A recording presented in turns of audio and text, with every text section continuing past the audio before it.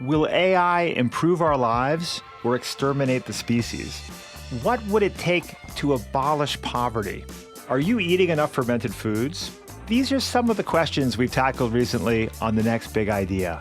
I'm Rufus Griscom, and every week I sit down with the world's leading thinkers for in-depth conversations that will help you live, work, and play smarter. Follow The Next Big Idea wherever you get your podcasts.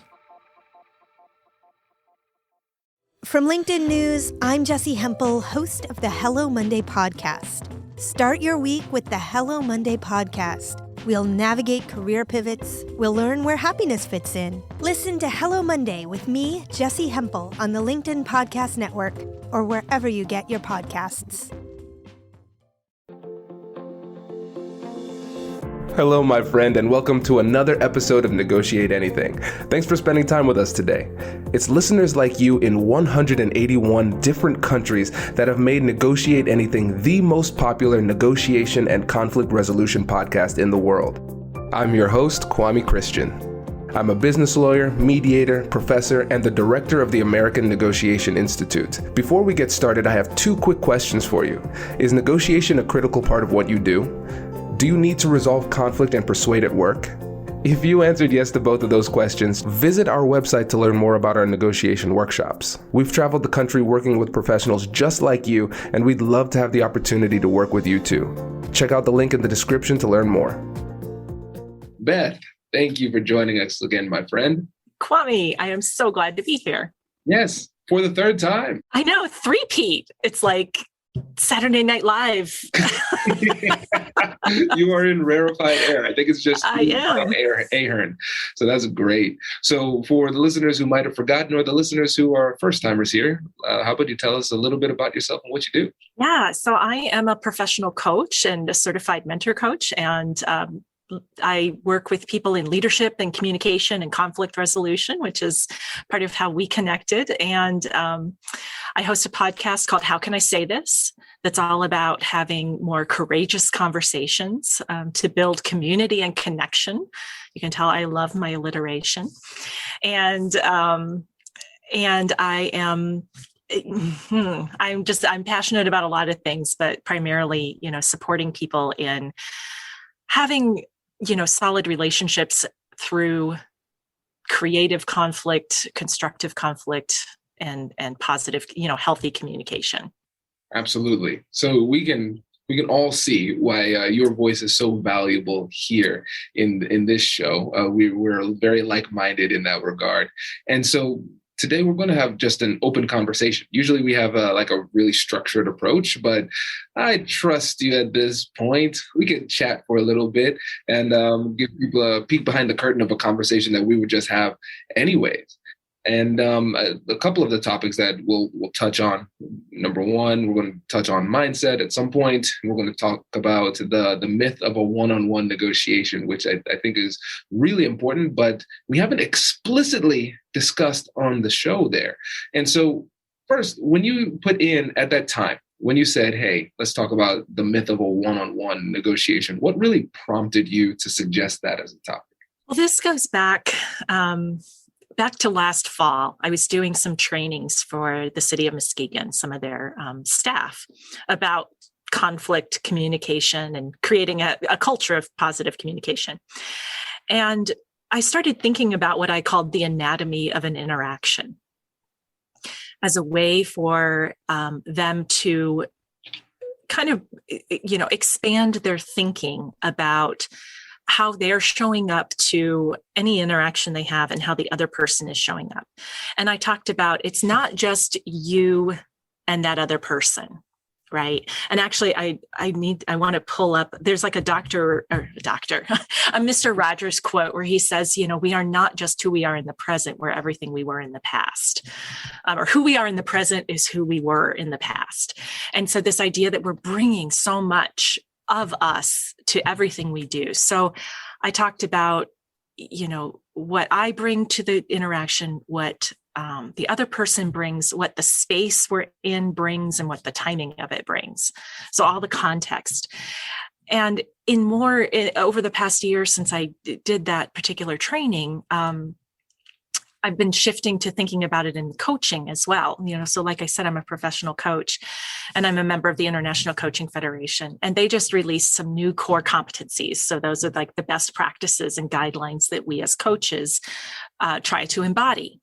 And there's a new emphasis on systems.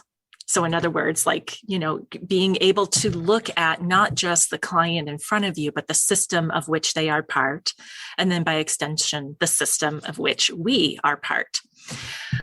And, I've been doing having a lot of ethics conversations with coaches. And we've been talking about the role of systems and how do we discover and navigate very complex systems in our coaching. And actually, I was thinking about doing a presentation about it, and the phrase "there's no such thing as one-on-one coaching" popped into my head, because I thought, we talk about one-on-one coaching as if it's just me, it's just you, and it's like, no, there is a constellation in the room. And I think that applies to negotiation, to conflict, to everything else.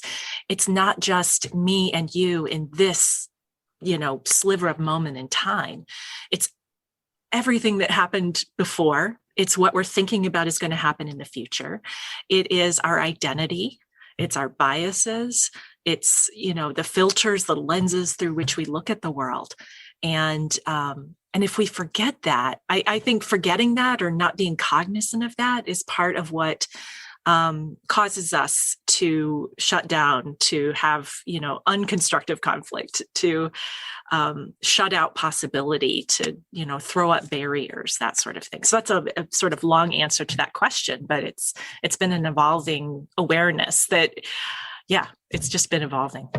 Absolutely. And when you describe it, it makes a lot of sense. And I think that's the I guess we could call it the anatomy of something that is really brilliant. Something that seems obvious in hindsight is a brilliant insight.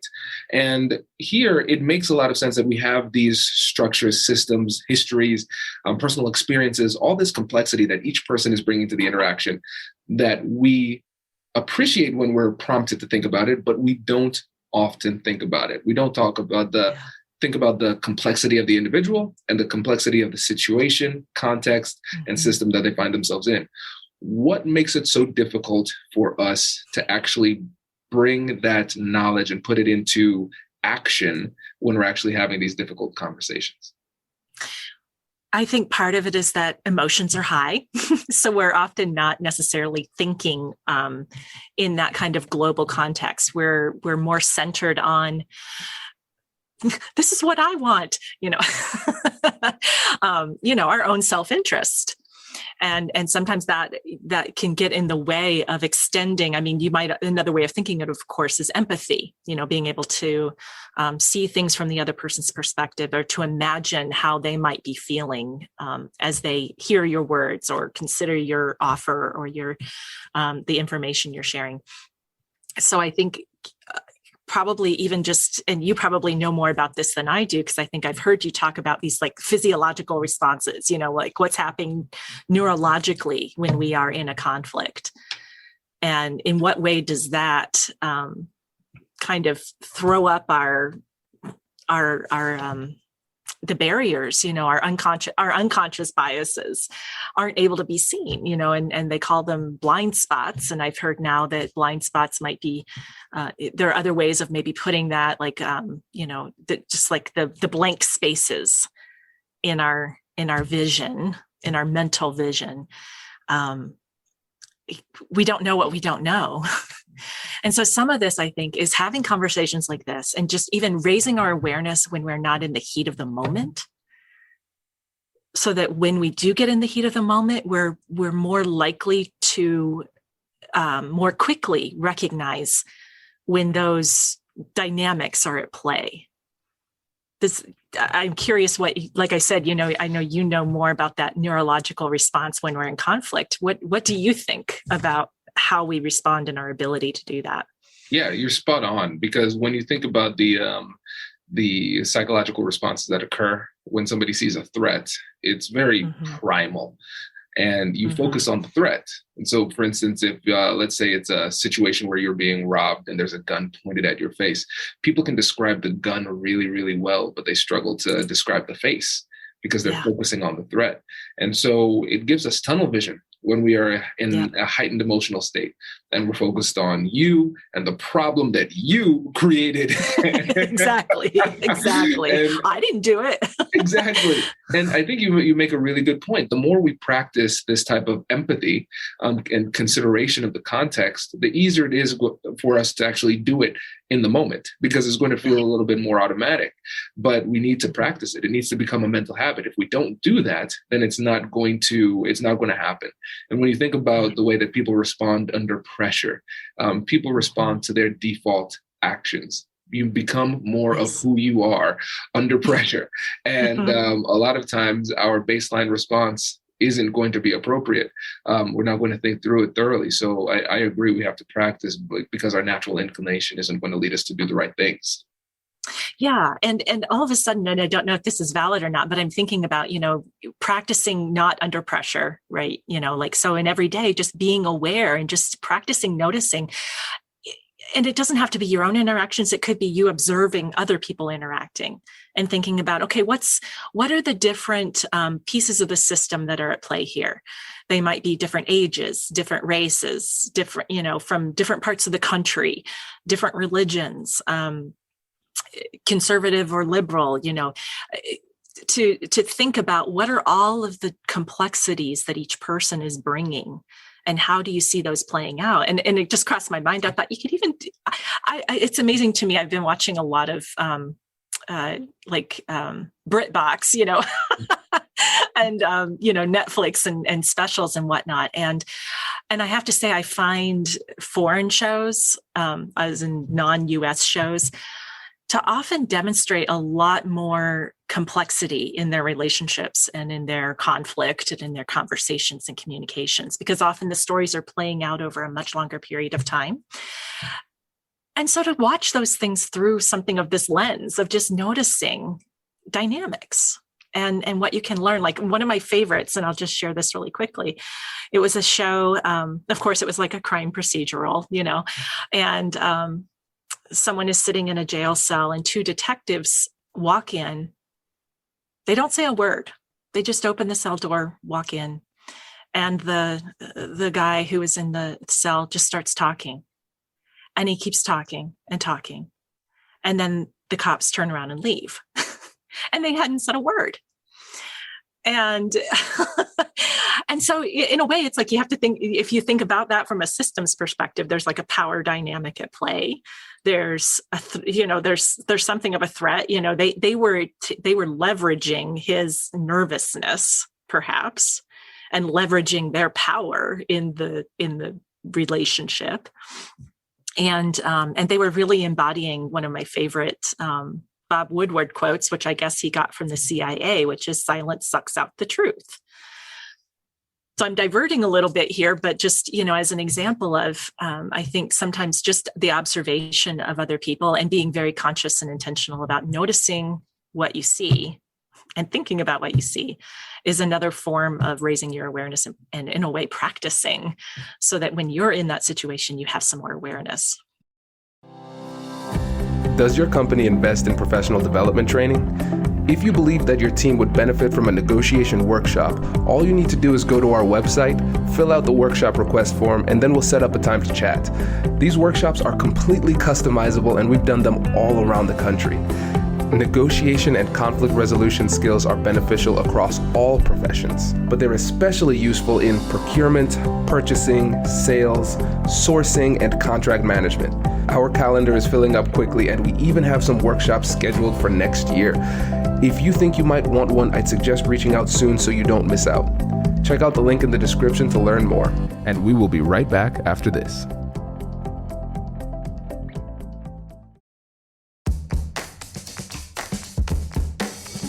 Hey you, I'm Andrew Seaman. Do you want a new job?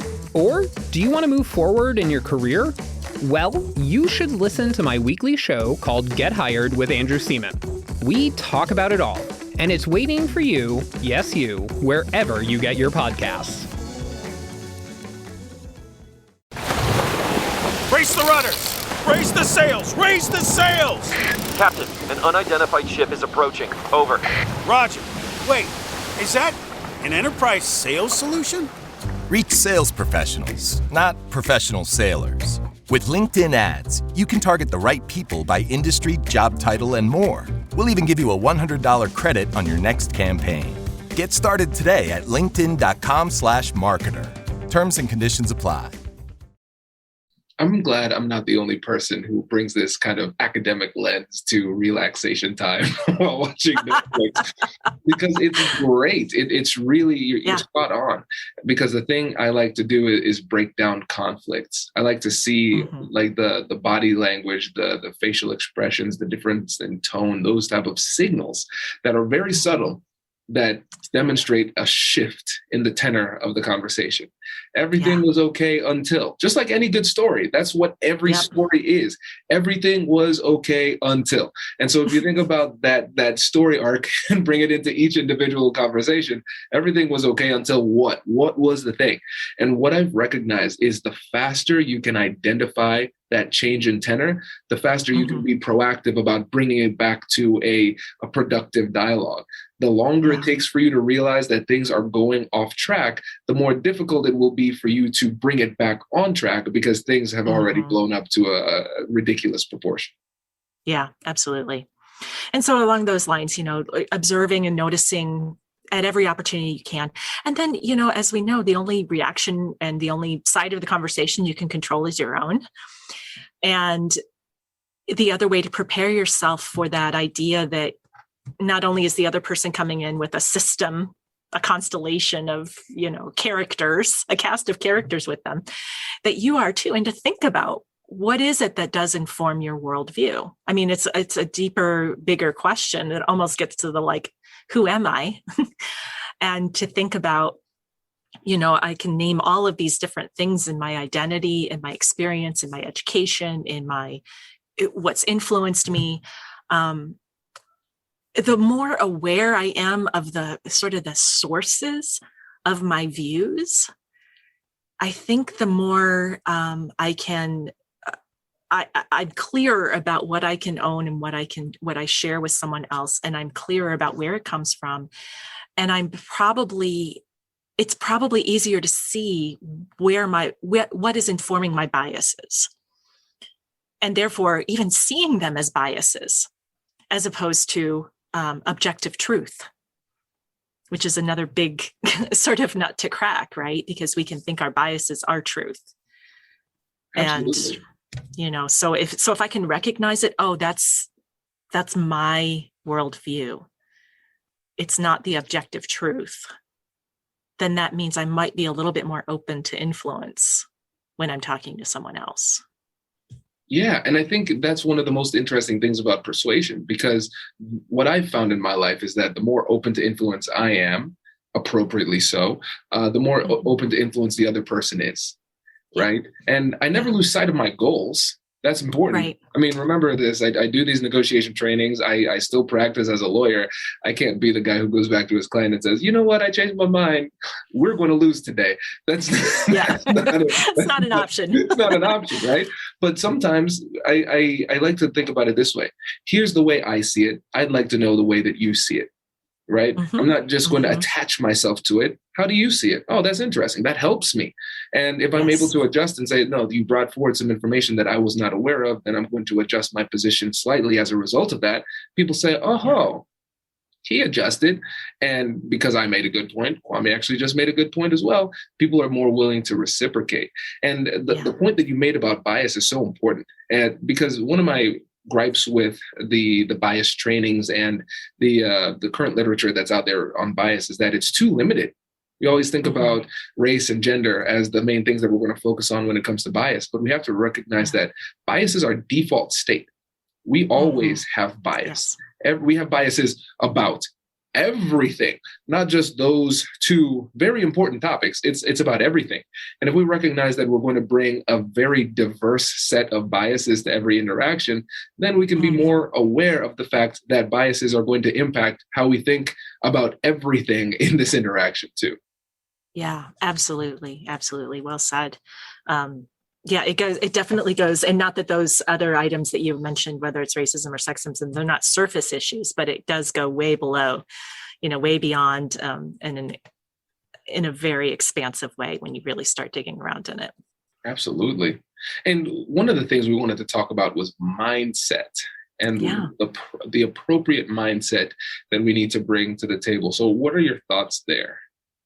Well, we've started to touch on it actually with the open to influence, because I do believe that's a mindset.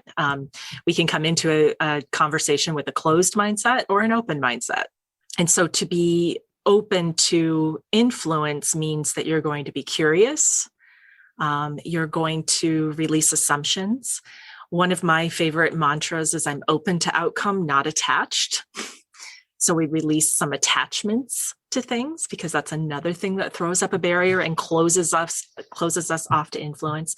And then, as you and I were talking before we hit record, the concept that I have been coming back to over and over and over again is humility, a mindset of humility.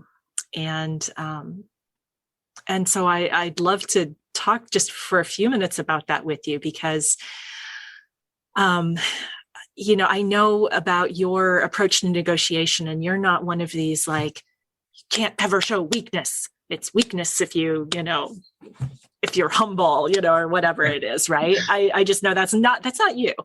And that's not how you operate. And so I had a feeling, I thought, well, if I talk about like, what's the role of humility in these conversations, that you would get what I meant and have some thoughts. So, so I'll just say really quickly that like the humility it's not, I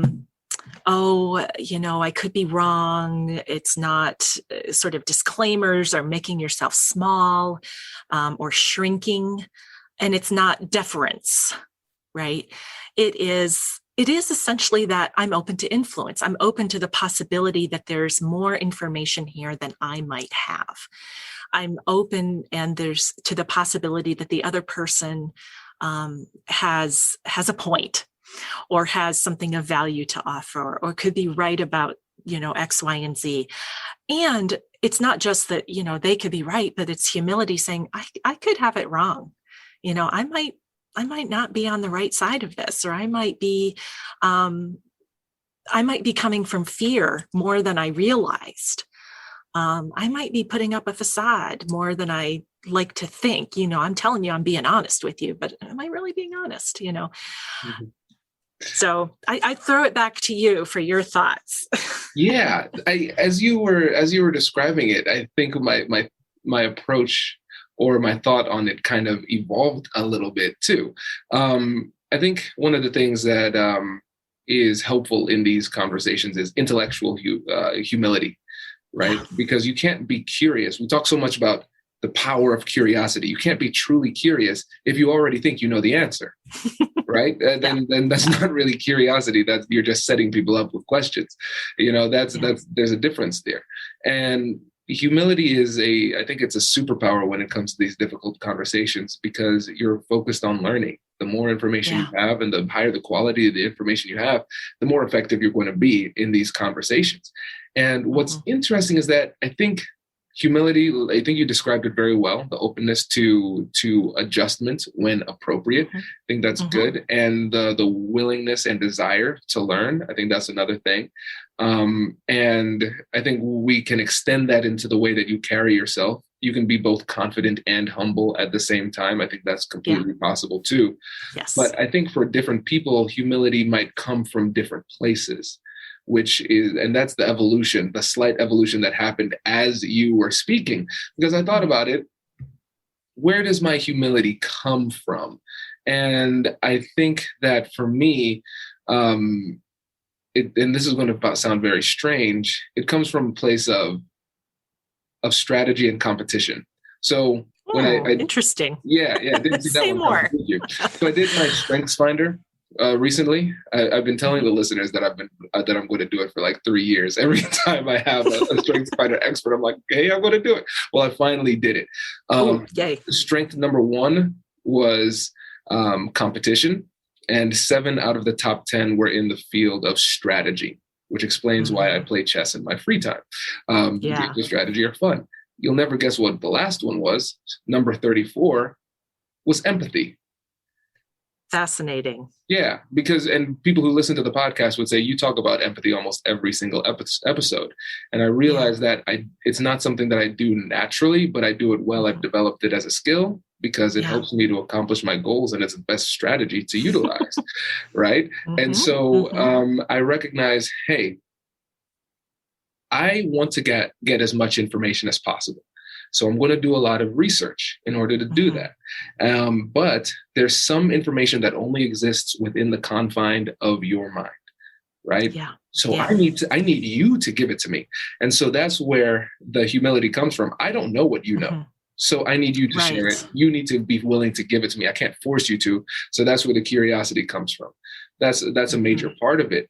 The other thing is, for me, I don't really care if I'm right. I'm competitive. So I want to win. If currently I'm operating on bad information, I need to know that immediately. Like, you need to correct me immediately. So if I'm wrong and somebody lets me know that I'm wrong, I approach it with gratitude. I'm like, thank goodness, because I was going to operate a strategy based on faulty information, which would lead to me not being able to compete effectively. And so I think that's watch out then. You know, I didn't fully understand it until we had this conversation just now here in the audience. And see, that's what I love about talking to you, because also what crystallized for me as you were sharing is also this idea of, what is it? You expressed like, it's not just, it's humility about like what we know and don't know. And then I extend that to the other person, and I'm actually thinking of someone in particular. It's humility that we don't know what's best for someone else. I mean, I'm thinking about someone, and this is, you know, I don't want to stray into political waters or anything, but I'm thinking about someone that I care about that has said that they're not going to get the vaccine. And I intend to get the vaccine. And my first instinct was, wait a minute, what? You know, you can't do that. You know, you've got to get it. You're in a vulnerable population, you know, whatever. As if I knew what was best for them. Because of course I do, because I love you, you know, and I care about you. Right. And then I got, you know, this was a live conversation, which actually is a gift, right? Because it didn't start on email or text. It was an unexpected, unplanned interaction.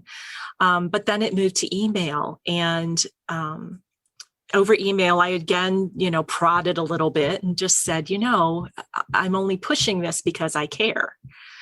And this person pushed back and said, I know you care. And here's what I'm seeing and the reasons I'm not doing it. I started to respond with more, but, you know, sort of stuff. And then I thought, no, I'm just going to bottom line it. I'm just going to say, you know, I'm going to acknowledge the things that person said that they were doing to take care of themselves, like how they were being cautious. I'm going to ask, how does your, and this, I don't know if this is advisable or not, but I just said, you know, what does your doctor advise you to do? That's what I would trust more than anything. And then I signed off. So I left out any response to the issues that would escalate the situation, and decided just to focus on the humility comes in with saying, it's not up to me to decide what's best for this person. I am not them. They're an adult. They can take care of themselves. All I can do is express my care, my concern, and then let it go. And that takes humility for me personally, because believe me, I want to bombard them with the facts This is interesting. I'm going to take what might seem like a slight diversion, and I'm going to bring it back. So I'm going to cite the book, The Power of Habits by Charles Duhigg. Really great book. It talks about the psychology, which of course I love, of habits. If you want more of a practical book, go to Atomic Habits. I think that's a more practical habit book. But in The Power of Habit, Duhigg talks about a keystone habit. And so I love that concept. Yes. So think about this. So with a keystone habit, this is a habit that produces other good habits. And so you only do one habit at a time because that makes it more likely for it to stick. And so, for example, a keystone habit might be exercising. Okay, so I'm going to exercise consistently. Oftentimes, something that naturally happens as a result of it is you'll start to eat better. Because in order to exercise, you need to fuel your body the right way. And so it's a keystone habit that produces other good habits just naturally. And so it seems like humility is a keystone virtue. Because when you have humility, it produces other good virtues. So you have humility, it makes you more curious, which makes you more effective in these difficult conversations. If you have humility, it also shows that it also leads you to have respect. And so going to the example that you gave here is that you have to recognize at some point in a conversation, especially when we're not thinking about it from a business context, we're just thinking about it interpersonal, where I'm trying to help somebody to make a good decision. I'm going to provide you with information that I don't think you might know. Then we have this back and forth. Okay, then we're both well informed. And you, at this point, can choose to do whatever you want to do with that information. And when it comes to respect in this situation, you showed respect through restraint.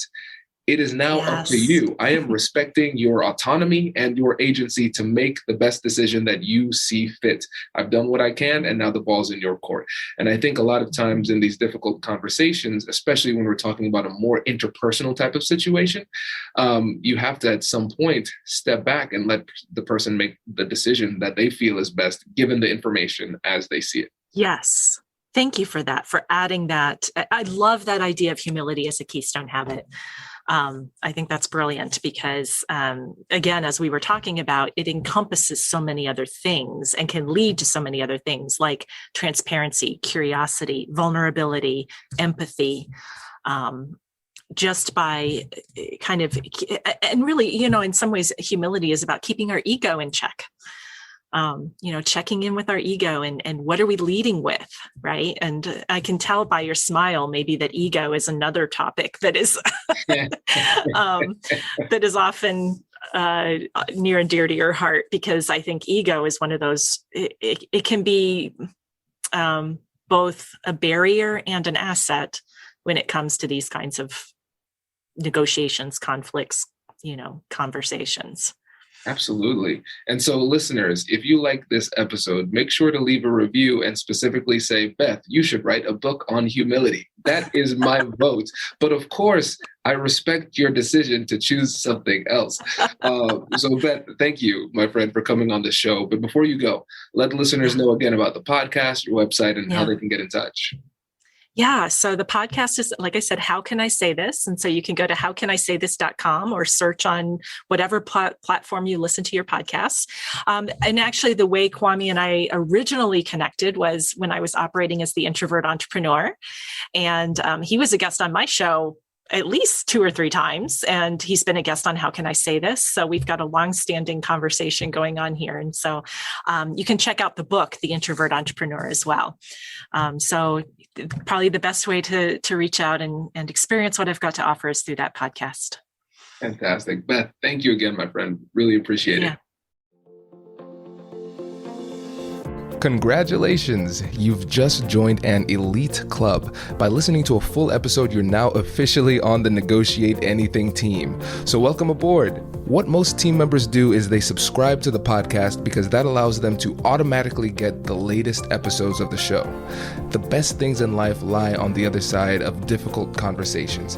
Keep learning, keep practicing, and keep getting better. Your relationships will improve, your career will soar, and you'll have the confidence you need to get the most out of these crucial conversations. Again, thank you for joining the team. We're excited to have you, and I will see you in the next episode. I'll catch you later.